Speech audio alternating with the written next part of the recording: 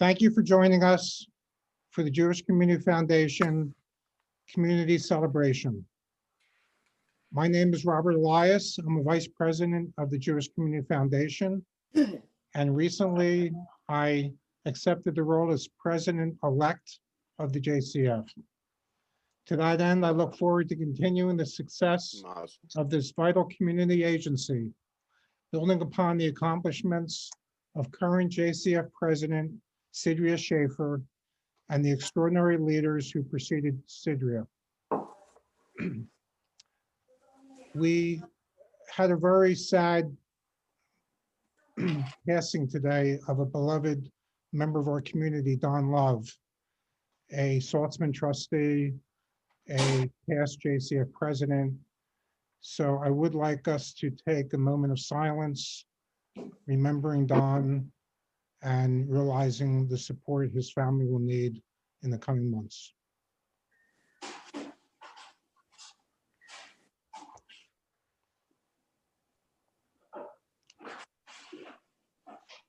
Thank you very much. So we hope that everyone enjoys the program tonight. We're not going to be too long-winded. We hope to make it short and sweet. Please know that we'll keep everyone on mute for now, but we welcome questions, comments, and well wishes in the chat box, and someone from JCF will respond as needed. Before we go to our next segment, on behalf of the entire JCF Board of Trustees, I wanted to recognize 4 individuals who live the JCF each and every day, our staff. Think in terms of what they do during the course of a year. They process 1,000 donor grants. They manage hundreds of funds. They run a scholarship and grants program.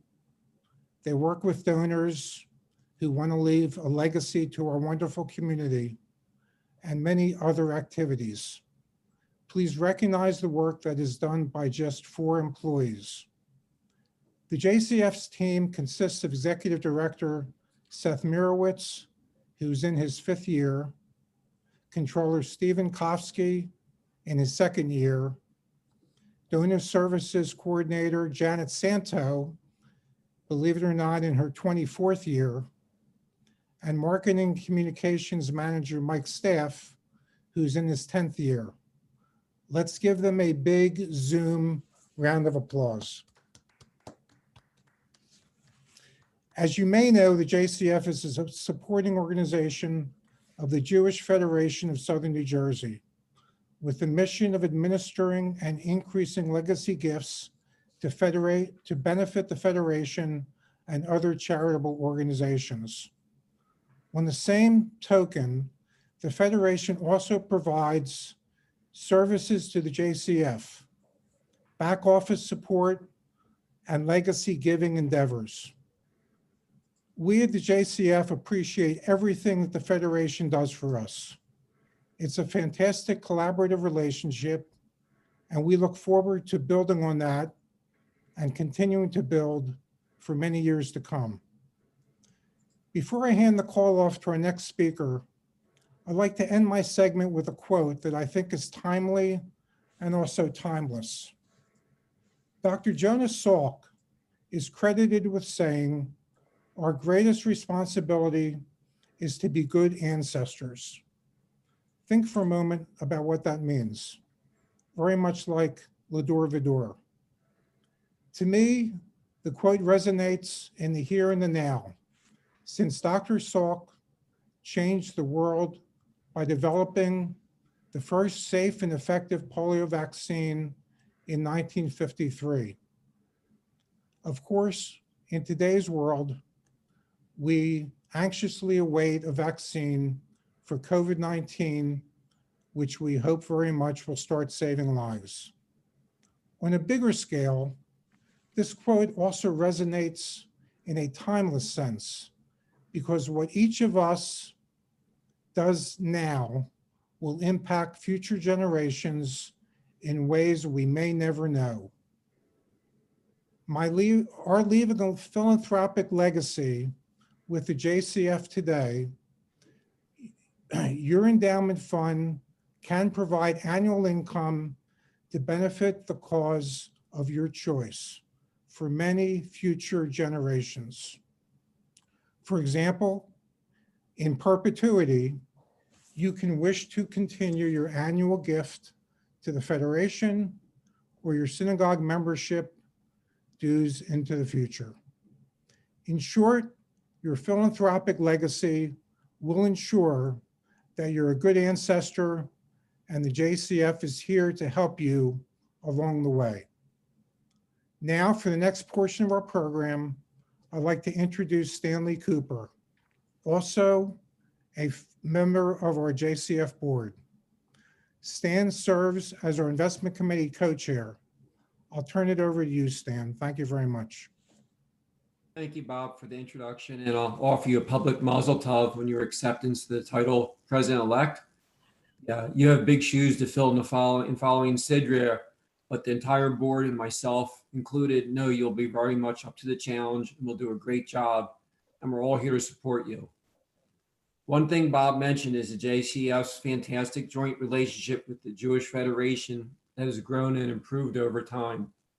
I'm here to talk about another fantastic joint relationship that the JCF has in place that has grown and improved over time as well.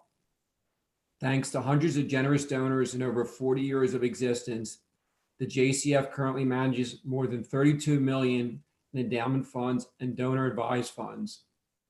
For well over a decade, the JCF has entrusted SEI Investments, which is based in Oaks, Pennsylvania, to professionally invest these funds. And along the way, SEI has become a tremendous partner to the JCF. In fact, tonight's event is made possible thanks to SEI's generous sponsorship. So we greatly appreciate SEI for this financial support and for all the first-rate services they provide us. As an investment committee co-chair, along with Mark Fendrick, I appreciate SEI's expertise and guidance in ensuring that our funds are invested to last for many decades on end. Glenn Harris is a client relationship manager from SEI, who the JCF has worked with for more than 5 years. Through thick and thin, Glenn meets quarterly with our investment committee to review our investment performance and make recommendations on investing tactics. Glenn is an encyclopedia of knowledge and has helped the JCF grow during his years as our investing partner. Glenn and his colleagues at SEI work with many nonprofit clients like the JCF, and so they are well positioned to serve as informational resources. With that as some background, I welcome Glenn Harris, who will share some engaging insights on the topic of trends in philanthropy. And here's Glenn. Well, thank you, Stan. Thank you so much for that introduction, and nice to see everyone again this evening. I have to admit, I'm still in shock about the news regarding Don Love. I've been working with the JCF now for just about 8 years, and I've gotten to know Don for a very, very long time. I know he's been I'm sure, a very close friend to all of you as well. And so for me, my heart is broken for him and his family. So I did want to just make that acknowledgement, being involved with the JCF for so long, because I am very proud of the relationship I have between SEI and the JCF. And Bob, also congratulations to you and Sidria and everyone else on today's call today, because I know the JCF does wonderful things for the community in South Jersey. So with that, I'm going to spend a little bit of time just talking about the portfolios. Stan noted the current market values, and I'll provide you with a slide here in just 1 second showing you that information, because it really has been a good year in terms of investments. I mean, I know we're all living our daily lives as much as best we can with respect to the pandemic. But in light of all that, for those of us that make investments or have personal investments or have funds with the JCF, as you can see here on this page, things have really improved quite a bit from where we were at the beginning of this year. And so this table here on the left is just showing you all the different investments that SEI manages on behalf of the JCF, from the main endowment to a specific segregated fixed income pool that's associated with the endowment, charitable gift annuities, donor advised funds, and some other bond portfolios. But collectively, you can see that we were at a little over $31 million at 9/30, which was the end of the JCF's fiscal year. And then at the end of November, those assets dropped in October, but increased significantly in November. November was an extremely strong month for the markets. And a lot of that is due to the election, right? I think investors are satisfied with the outcome. They're satisfied that it wasn't a contested election. And so that, coupled with the fact that vaccines are literally being given to individuals in United Kingdom today, and the thought process is that there'll be vaccinations here coming in 2021. So that's really what's helping markets do so well. On the right-hand side of this page, you can just see how we're currently invested. So we try to take a long-term view, make sure the portfolios are well diversified. And you can see that we've got a large percentage in equities, which have done very well this year, as I noted earlier, about 34%. We do have investments outside the US, including Europe, Japan, and other parts of the world that haven't quite done as well as the US, but they still have generated positive returns. The 35% is in fixed income, which is mostly risk management fixed income. And you might be thinking, why be in fixed income right now when interest rates are so low? Because if interest rates go higher, typically that means that your bond values can go down. But what I would say is that in our fixed income portfolio, it's a combination of different strategies. We've got investments that are short-term, intermediate term. We have some high yield bonds, some emerging market bonds. So it's a pretty well diversified mix. And we believe that interest rates are going to stay lower for longer. So therefore, the impact of a higher interest rate environment, wouldn't hurt us in the short term. We think we're a little bit ways from when that actually might happen. And lastly, there's that little piece of the puzzle right there that's in multi-asset. And think of it as an inflation hedge. Because inflation hasn't moved very much here in 2020, the theory is that next year, as the economy begins to reopen more, you start to see more benefits from owning economically sensitive cyclical industries. Think of everything that's not done well this year because of a closed economy, so to speak. So we will likely see higher inflation in 2021 because of all the stimulus that the government has presented us with this year for good reason, right? To kind of help us get out of this pandemic.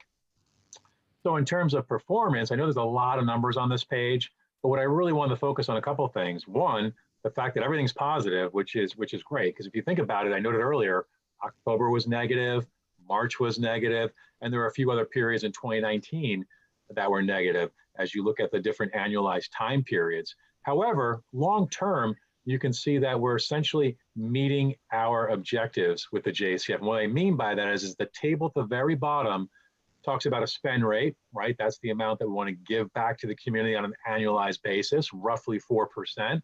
You do want to factor inflation, regardless whether it's lower than 2% or higher than 2%. But I think it's fair to say using 2% is reasonable. Then there is an investment fee for all the work and all the investment management that we do on behalf of the JCF. That's about 0.5%. And that, if you add those three numbers together, it equates to about 6.6%. So that's what I'm referring to as a hurdle rate. So we want to make sure each year that we're generating a return of about 6.6%. Will we do that every year? Maybe not. But longer term, as you factor in averaging, you'll see, as I noted above, that endowment has been 8.8% over the last 5 years, 8.59% over the last 10 years, and close to 7% over the last 15 years. So the point here is that we're meeting or exceeding that main objective. Before I have one more slide, by the way, just talk a little bit about what SEI is seeing in terms of philanthropy and other giving type strategies. I just wanted to ask if anyone on today's Zoom call, if they had a question about any of the investments, the asset allocation, performance, the markets. I don't want to consume too much of your time. I know Bob made it clear we're going to keep this brief this evening, but again, I'm happy to take any question if anyone would like to ask me anything.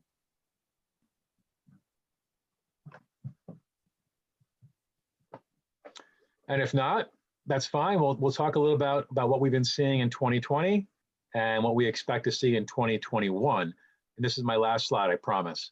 So a couple of things that I would say is that overall, I mean, this has been an interesting year. You would think that with a sour economy because of the pandemic, there were certainly areas that did extremely well this year and continue to do well for obvious reasons. At the very top of the page, you see technology, right? Think about how we're all communicating and interacting this evening.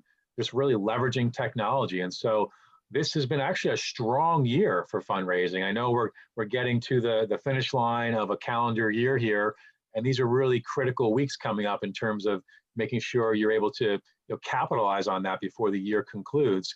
But overall, there's been a lot of virtual events this year. Today's a perfect example of what I was saying. I think that's going to continue into 2021.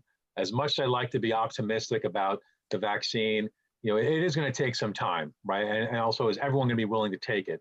So my point is that it's very probable that we'll continue to see these types of virtual events well into 2021.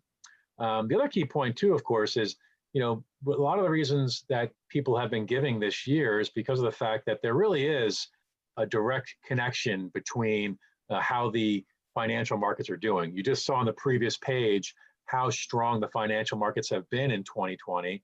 And that means that you've got a lot of opportunity to benefit from that because there's a lot of maybe unrealized capital gains right now. I'm sure if you looked at your statements on a day-to-day or week-to-week basis, you're probably seeing a lot of gains in 2020. And so that's an obvious point, but it's certainly helping this year. But what's also really interesting, it's been a year where most people, I think, plan to give a certain amount each year, but this year is quite different than years in the past because of the fact that COVID-19 has hit everyone in different ways.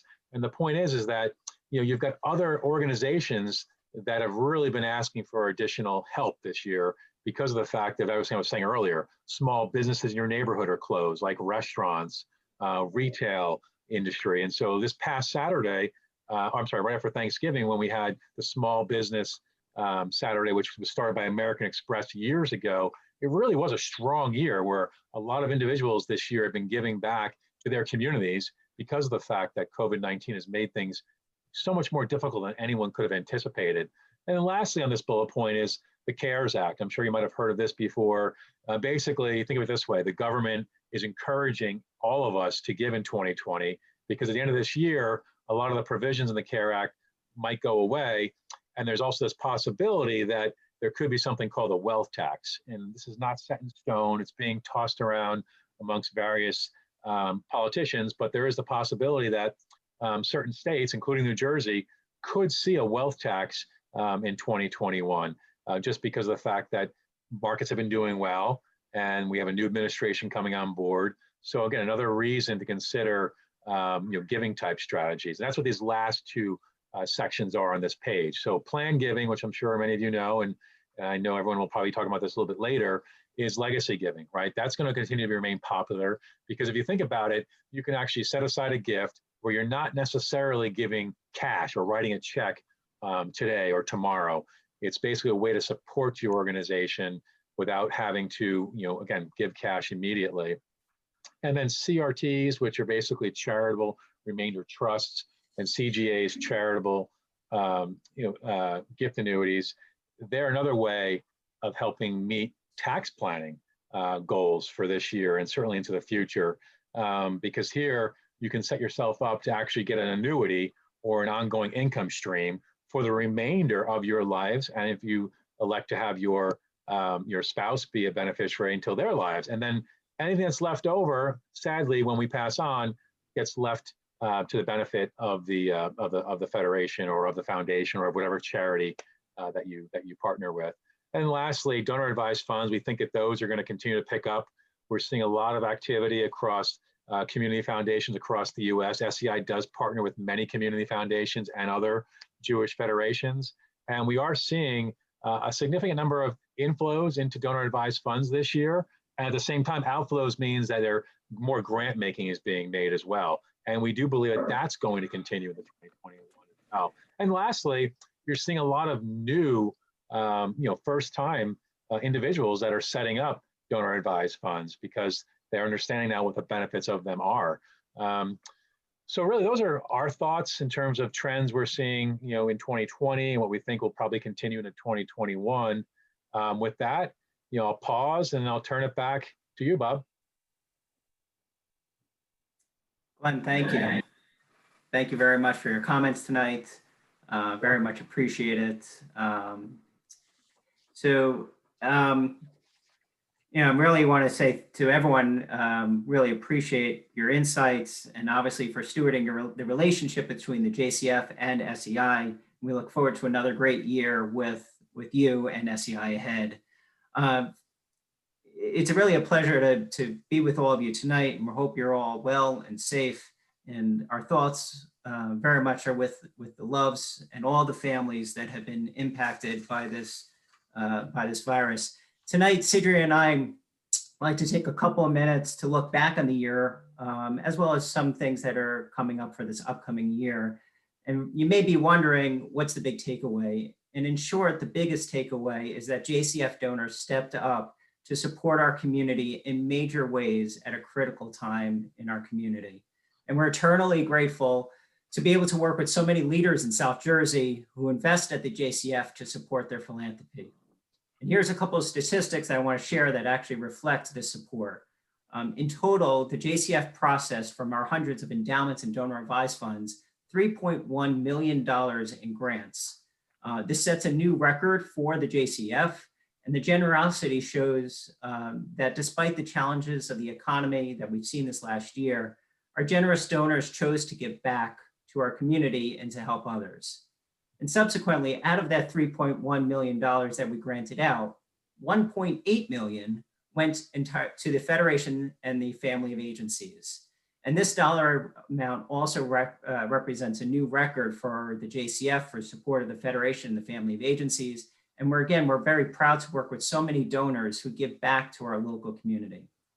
Now, the last statistic I will share out of that figure is that we granted out an additional $500,000 from donor advised funds and endowment funds to benefit the South Jersey Jewish community this last year. And that includes the support for the synagogues and day school. And again, we're so thankful to the donors for providing some light throughout this year, this dark year that we faced. And hopefully we'll continue to work into the future for that. But on a separate note, but very much related, the JCF holds a number of endowment funds that were created by individuals designed to support the community, either through our community grants program or a scholarship program. And from these funds, we distributed the following. There was $50,000 that went to the Federation's COVID-19 Emergency Response Fund. That's designed to assist community members in need as a result of the pandemic. And thanks to our leadership of the scholarship committee, led by Ed Rifkin, we contributed $30,000 to high school and college age students and young leaders through our community or through our scholarship program. And thanks to our leadership of our grants committee led by Andy Levin and Scott Seligman, there was $30,000 in the fall grant cycle that was awarded to new and innovative programs here in South Jersey in our Jewish community. And included in that were several grants offered to synagogues to help them navigate the high holidays during this year. Now, beyond the numbers, we've had a productive year in some other ways too. This past year, we worked with countless donors to open up new donor advised funds and endowment funds to support their philanthropic goals. We also partnered with the Federation, the agencies, synagogues, and day schools to establish various endowments and reserve funds to support their operations and various programs. We hosted and co-hosted a number of programs this year. First, back in February, the Federation and the JCF co-hosted our annual Florida reunion, which was a wonderful evening. And with a tinge of sadness, was the last event that we really hosted in person as a result of the pandemic. Following that, obviously, we went online and ended up hosting our Scholarship and Emergency Leaders Award program via Zoom in June, and our Silver Circle program that we co-sponsored with the Federation, which provided a behind-the-scenes look at the Federation and the JCF. And that program was designed to thank the donors who've donated to the Federation for 25 years or more. In the fall, as a result of many months of legwork, the JCF launched a new website, or expanded our website, I should say, which is at the jcflegacy.org. And I encourage you to visit this website to learn more about legacy giving and many of the options that are provided to you. And there's a ton of free resources that are available, including our new estate and legacy gift giving guide that you can download to help you plan your own estate. And we'll add that link into that chat function so you can peruse it at your leisure. Lastly, as thanks to the keen oversight of the investment committee led by Stan Cooper and Mark Fendrick, and our partners over at SEI. Our endowment portfolio did increase this last year, despite the turbulent markets. And as Glenn referenced earlier, it was a good year for our investments. In conclusion, I'm very thankful to the entire JCF team for everything that you did, despite the challenges, including our trimmed operating budget, and obviously the transition to working from home. I very much miss seeing you every day in the office. Each of you took on additional responsibilities this year, and I'm very grateful to the entire JCF team who was with us tonight. And lastly, to thank you to the JCF board and for persevering throughout this year and for all of your assistance. And to Sidria Schaefer, thank you for your leadership in navigating these very choppy waters. So on that note, I'd like to turn it over to Sidria, who will show her crystal ball of the year ahead. Thank you, Seth. And before you, Stan and Bob and Glenn from SEI for filling us in on everything that's been going on. I just wanted to take a look ahead at what's coming for this year. Last year was a little tumultuous, a little crisis that we didn't really expect. I'm sure this year will have its own surprises, but we were successful last year, and I want to really give a shout out to our board and especially our staff who really hunkered down, didn't miss a day of work, have been even more productive virtually, and put in really a lot of time and sacrifice during this time. So we had a really successful year last year that I'm very proud of working with all of you, and I think that we will in the future. In the coming year, we're going to continue a lot of what we do every year. The bane of how we exist. We're here to help the community. We help the community in multiple ways, and we're going to continue to do so this year. We have our grants program, which gives grants both in the spring and the fall to new and innovative programs throughout our community. This year it benefited some new COVID-related challenges, and we hope for some new exciting ideas to come from our community regarding that. As Seth mentioned before, we have a scholarship program. Our scholarship program is awarded in May. The link is on our website. If you know college graduate students, we have scholarships that are available to help those people. A lot of people have economic issues this year, and the scholarships are available for both merit scholarships and financial aid. We also do some professional development for Federation staff.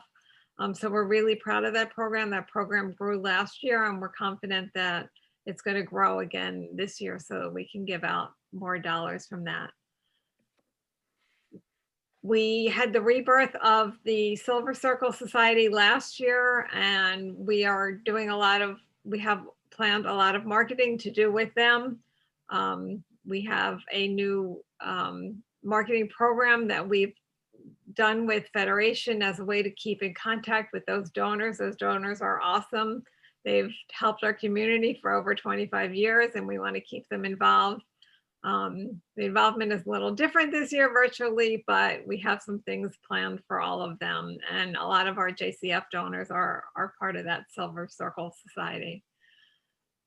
I encourage you, your family and friends to participate in all these activities. If any of you has any interest in any of these programs, any new ideas, we're always looking to innovate, jumpstart these programs.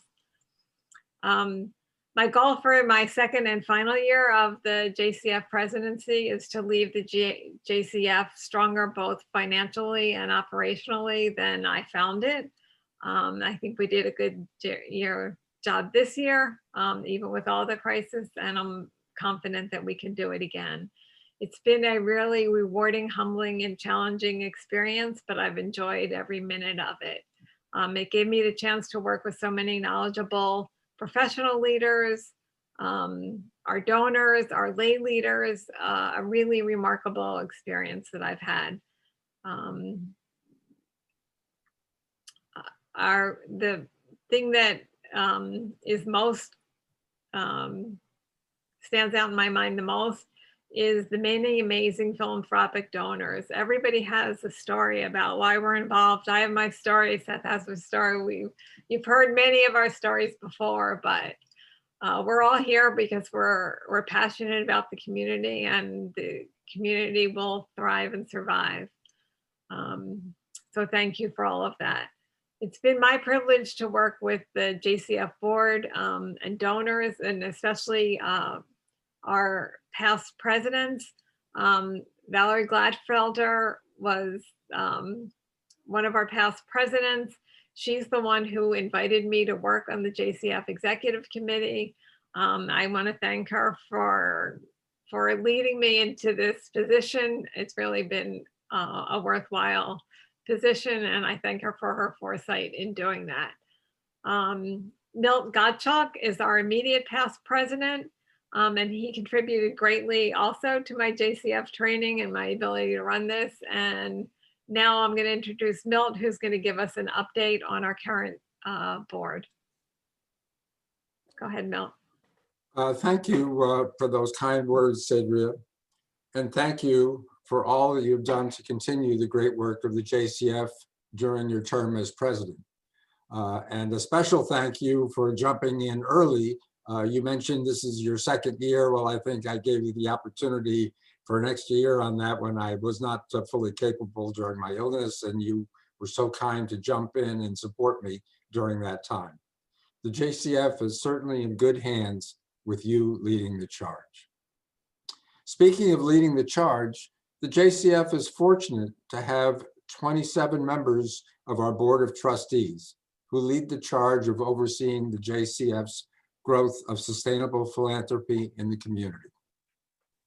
I'd like to provide a brief update regarding the board members whose terms have expired, as well as formally welcome new board members who were inducted by the Jewish Federation during its annual meeting in October. First, we wish to thank the following individuals for their service to the JCF board and wish them all the best in their future endeavors. Lori Harrison, Neil Levin, Elise Panich, Marvin Robb, Carol Hirschfield Roth, and Mark Shapiro. Subsequently, for the 2020-2021 term, the JCF has installed the following individuals to the Board of Trustees: Rona Cohen, Sarah Kaplan, Victor Levy, Harry Platt, Ivy Rogner, and Mark Schenker. Welcome to each of you, and I, for one, look forward to working with each and every one of you and getting better acquainted. I hope that you enjoy your work with the JCF as much as I have today. Lastly, please note the JCF's Executive Committee, which consists of Cedria, who just preceded me as president, Bob Elias, president-elect, Harv Cohen, vice president, Larry Bernstein, treasurer, Amy Klayman, assistant treasurer, and of course, Seth Mirowitz as assistant secretary and executive director. In addition to Bob Elias's selection as president-elect, which was discussed earlier, I'd like to note that Larry Bernstein is new to his role as treasurer. So mazel tov, Larry, on this appointment. We also offer a hearty todah rabbah to Mark Fendrick for his 8 years, yes, 8 years of serving as JCF vice president as he steps off the executive committee. But luckily, we're glad that he will remain on the board. Now, we will move on to the big moment of tonight's program, as we recognize Valerie Gladfelter and the JCF Legacy Award. But before I do, I'd just like to say to Valerie one personal note. You were a terrific mentor to me and an inspiration, and this award is so deserved. So mazel tov. So to kick things off, I welcome Rabbi Nathan Weiner who will say a few words about our esteemed honoree Valerie.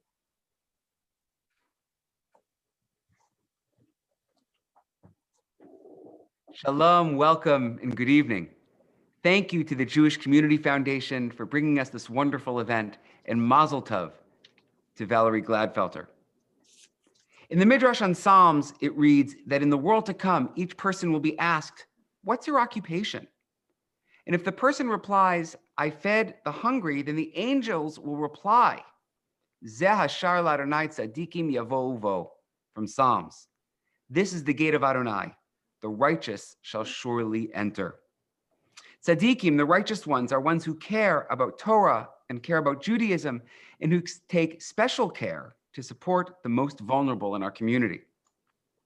It's a great privilege tonight to share some words of introduction about a true tzaddik, my congregant, my teacher, and my friend, Valerie Gladfelter. Valerie is a generous leader whose commitment to sustainable funding has not only transformed our congregation Beth Tikva, but has had and continues to have and will continue to have in perpetuity a lasting effect on our larger Jewish community. Valerie Gladfelter is that tzaddik. By focusing on sustainable philanthropy, Valerie has been a transformative figure, both inside and outside the walls of our congregation. Her leadership in seeing to the widespread and effective implementation of the Life and Legacy program will have lasting effect on the Jewish community of Southern New Jersey.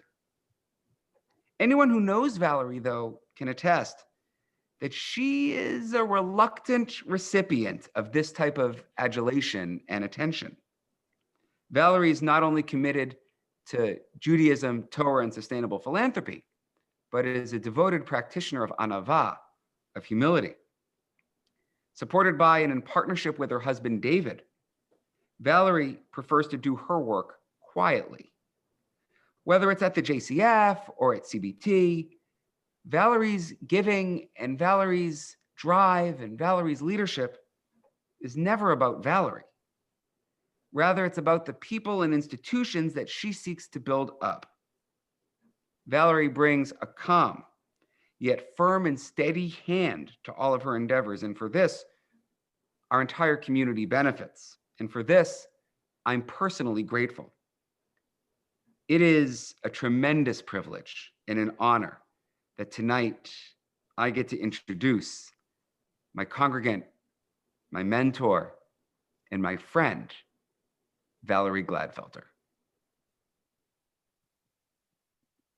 I'd like to start by thanking Sidria, Seth, and the JCF board for this amazing honor. I'm really touched. And Rabbi Nathan, your words are so kind, and I do appreciate them. Thank you. I began this journey about 20 years ago when a rabbi at an organization asked me to develop an endowment program. I had little experience in working with endowments, but reached out to the Jewish Community Foundation for help and for money to get us started in terms of our outreach and organization. I found myself quickly involved in the work of the foundation, and it became my retirement endeavor rather than just sitting and watching television all day. Why is this so? We start with the values that as Jews we are taught from the very beginning. At every service, at the end of Aleinu, we pray that we are given the power to repair the world under God's sovereignty. We are expected to do this. This is tikkun olam, to take care of ourselves, other people, and the planet itself moving forward. How do we do this? We do this by giving tzedakah. Usually we call that charity. But to think of it as simply giving money is not enough. Because the concept of tzedakah comes from tzaddik, from justice, from making things right for everyone as much as we can. It's an interactive process, not just something that you do to people, but something that you do with people. But if we're only looking for justice and we're only looking for actions and giving money, that's not enough. We have to go on and perform these acts in the context of loving kindness and acts of kindness so that we can really be complete in the ways in which we make our mark in this world. Do you have to be rich to engage in this work? No. Do you have to be super wise to engage in this work? No. But you do have to care, and you do have to be willing to do some of the work that is involved in Tikkun Olam and in tzedakah in a way of caring and nurturing the world in which you live. Is this something that we do alone? Probably not. It is possible to write a check or perform a kind act by oneself, but more often we do it as part of a community. What kind of a community? We all belong to many of them. It might be that you are connected with the Jewish Federation or a synagogue or a national organization such as the Anti-Defamation League. Maybe you're busy in your neighborhood. Maybe you're the lady who always makes extra Thanksgiving pies and hands them out to neighbors. But whatever it is, you are connected with a variety of people in many different ways.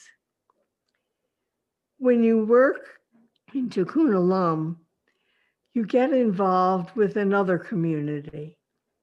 And that is not the community of institutions and organizations, but the community of donors, the community of people who look out at their world, see needs, and try to think of ways to fill them with the things that they do, the money that they give, and the organizations that they support.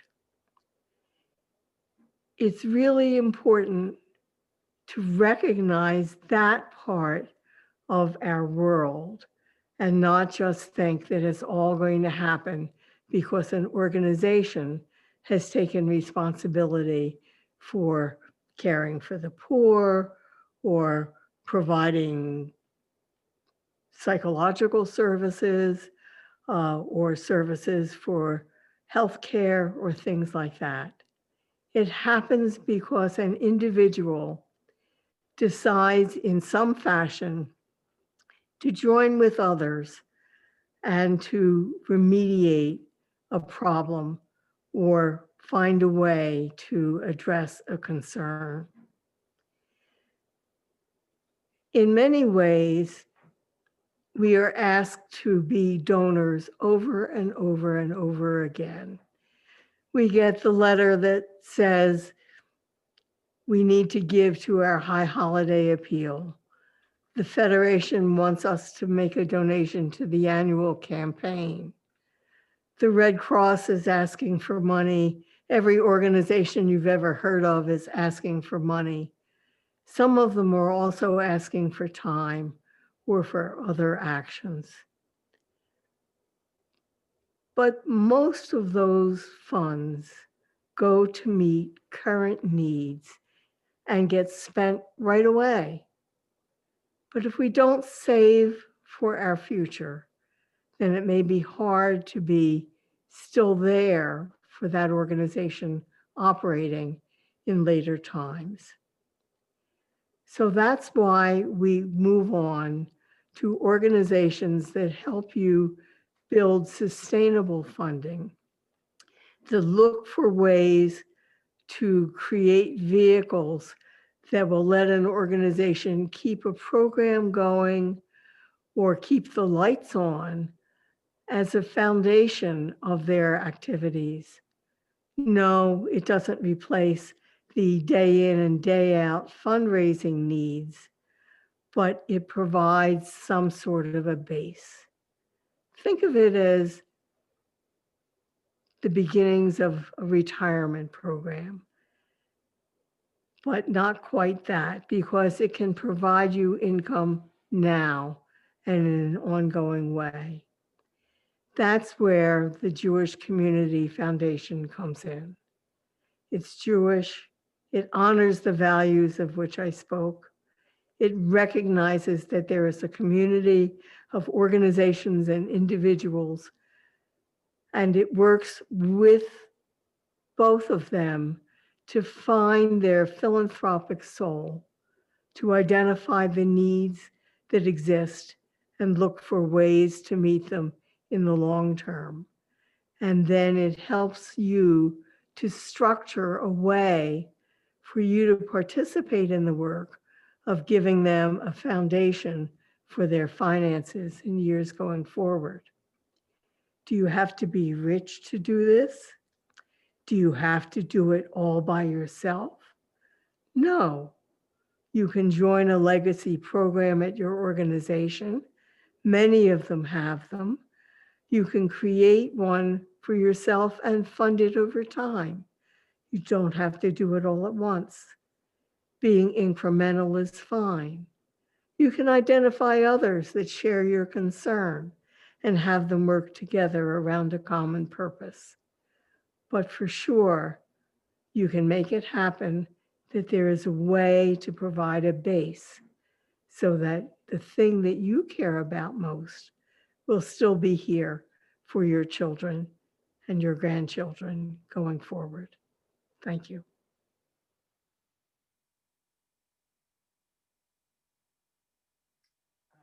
Valerie, on behalf of the entire JCF family, we wish you a mazel tov and congratulations on receiving this award. It's really an honor to work so closely with you for these last couple of years, developing sustainable philanthropy here in South Jersey. And I'll reiterate a word that I'm constantly seeing in the chat function and through other people as well. You're an incredible mentor to so many of us, and we're very grateful for everything you do for our South Jersey community. This evening, I also wanted to thank all of our presenters, especially Glenn Harris from SEI, for all of your support and your guidance through all of this. Thank you to Mike's staff and Charlene Green for your behind the scenes work with this program. And also to Mike Perlo at Perlo Productions for producing this great video of Valerie. And we're very grateful to everyone for your support tonight. As we conclude tonight's program, we're going to open up the microphones if you want to share a couple of words and say hello to some familiar faces. And I'll say thank you and good night. Thank you, Seth, and mazel tov to Valerie. You're very deserving of this honor. We're glad you could be our first legacy honoree.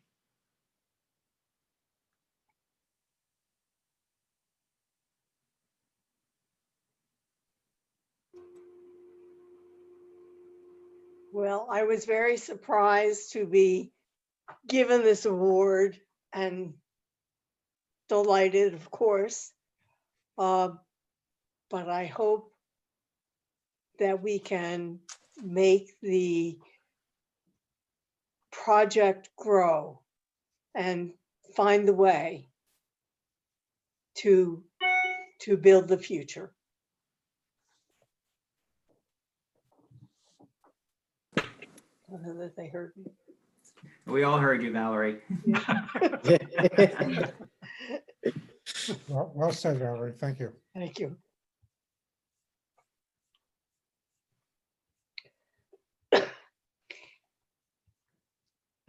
Valerie, I Martha? think, Oops, sorry. Valerie, I think when I joined the board and during your term as president, you said you're chief housekeeper and cleaner in charge of cleanup or something to that effect. Well, I think you've gone way beyond that, inspiring us and look at what's happened. So again, Mazel Tov, congratulations. This honor is certainly well deserved. Well, when you build a foundation, it makes it easier for others to build on it and go forward. And you and Sidria, and I'm sure Bob will as well, have really built on what I did as I built on my predecessors who were so helpful to me.